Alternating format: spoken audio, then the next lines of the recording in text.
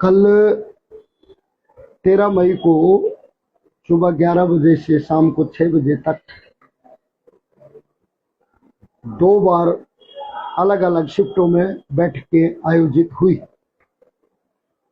और लगभग लंबे बातचीत के दौरान अग्निशमन विभाग और नगर पालिका कर्मचारी संघ हरियाणा की जिन मांगों को लेकर के लड़ाई थी उन पर सहमति सरकार के साथ बनी है।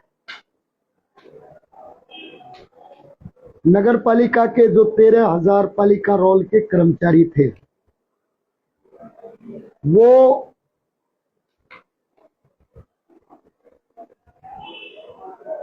पक्की भर्ती प्रक्रिया के माध्यम से एक मुश्त रेगुलर कर दिए जाएंगे। इन सफाई कर्मचारियों को उम्र में छूट दी जाएगी।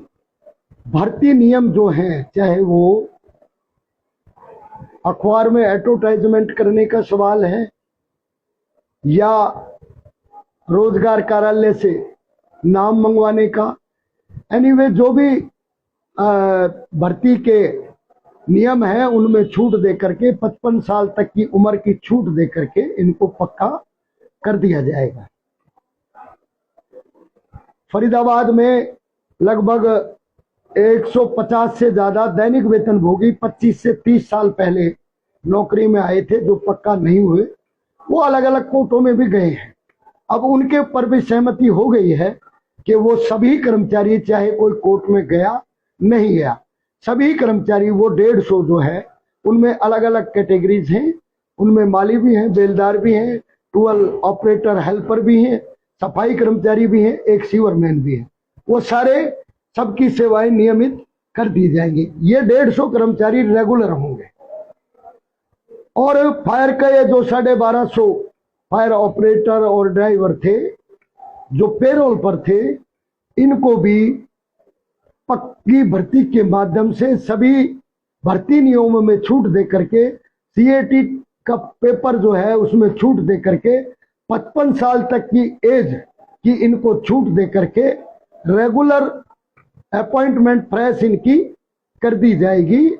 और जो लंबे टाइम से इस आंदोलन का प्रमुख मुद्दा था, भविचंद और रणवीर के आश्रितों को न्याय देने का, इस पर दोनों ही परिवारों के आश्रितों को 50-50 लाख रुपए पक्की नौकरी मिलेगी। और केवल उनके लिए नहीं, आज के बाद जो भी फायर का कर्मचारी, चाहे वो फायर अफसर है, फायर ऑपरेटर है या एनीवे जो भी फायर में काम करता है, वो फायर कॉल पर जाएगा, दुर्घटना होती है, ऑन ड्यूटी एक्सीडेंट होता है, उनको 50 लाख रुपए नौकरी देने की पॉलिसी सरकार से बनवाने पर सहमति बन गई है।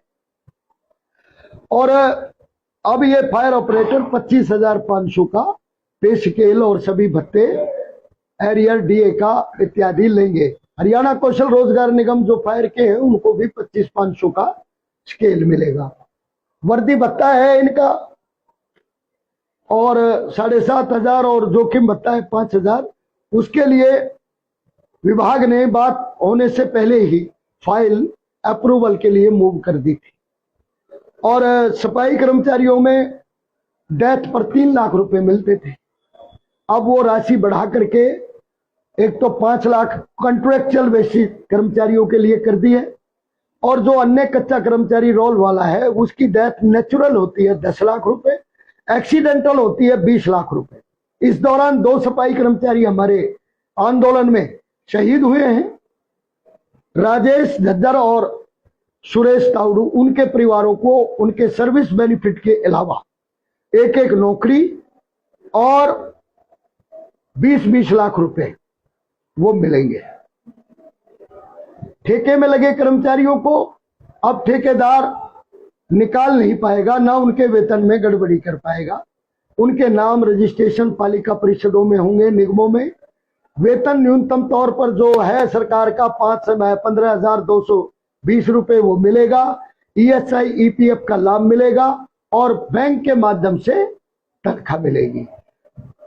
जो स्वीपिंग के ठेके हैं, ये तो डोर टू डोर वाले थे, उनको भी 15,220 रुपया तनख्वाह और सालाना 2,000 रुपया तनख्वाह में बढ़ोतरी, प्लस में तेल साबुन, उनको भी ठेकेदार नहीं निकाल पाएगा, उन सबका रजिस्ट्रेशन विभाग में कर लिया जाएगा। ESI EPF भी उनको मिलेगी। बड़ी जो उपलब्धि अगर सफाई कर्मचारियों के लिए देखी जाए वो रेगुलाइजेशन के साथ में, जैसे 13,000 लोगों की रेगुलाइजेशन फ्रेश अपॉइंटमेंट होगी, इनके लिए प्रमोशन में केवल सफाई कर्मचारी से सफाई दरोगा की प्रमोशन का प्रावधान था, अब वो बदल जाएगा। सेवा नियमों में बदलाव करके अब पढ़ा लिखा सफाई कर्मचारी योग्यता अनुसार 3 क्लास के पोस्टों पर प्रमोशन के लिए हकदार माना जाएगा। और जो सभी विभागों में, पालिका परिषद निगमों में जो group D, group C, group B तक जो पद लंबे टाइम से सर्जित नहीं थे या जिनकी आज आवश्यकता है, वो पद बनाए गए हैं।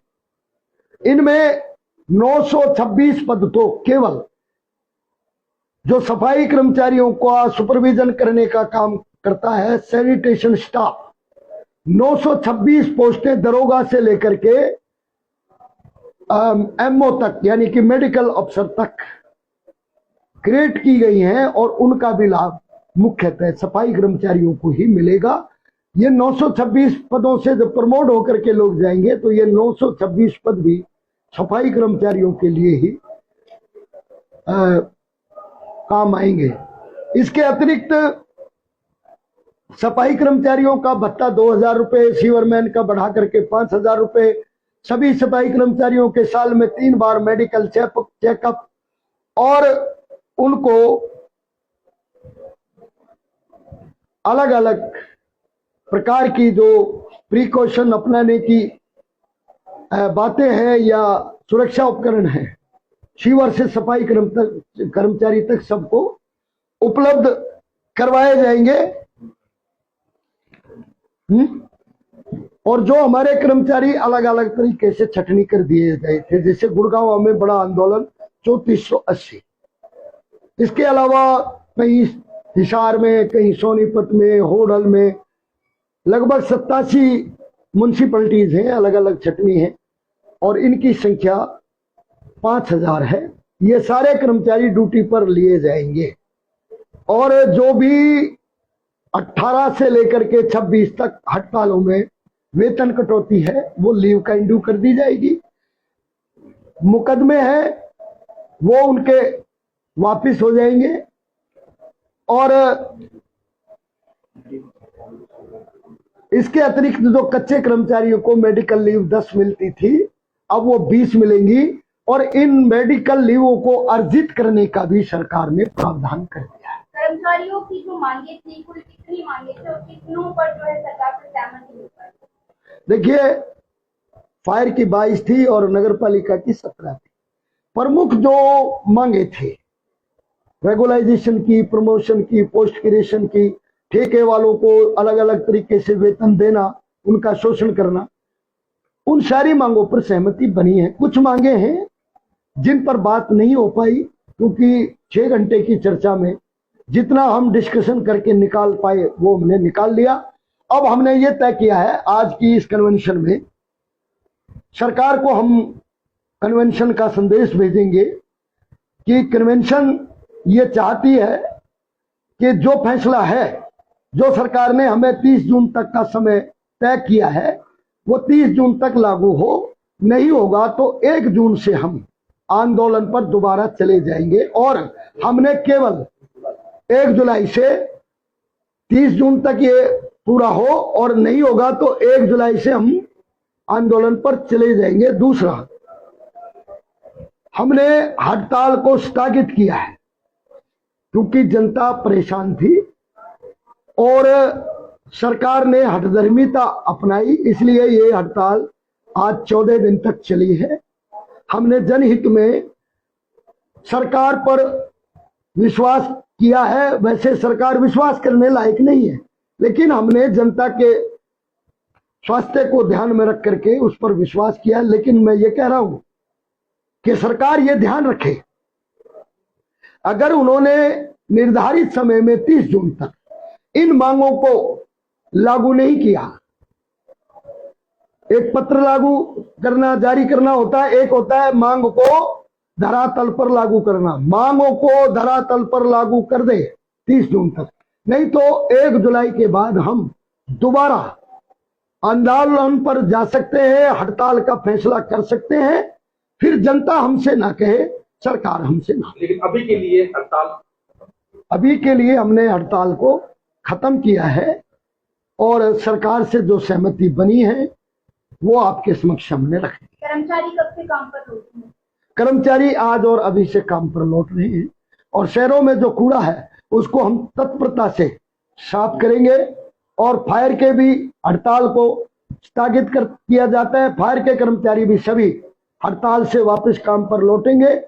इस बीच अगर किसी ठेकेदार ने या किसी सरकारी अधिकारी ने हमारे फायर को या हमारे पालिका परिषद के किसी भी कर्मचारी को ड्यूटी पर लेने से बदमाशी की तो हम दोबारा से हड़ताल का कदम उठा सकते हैं।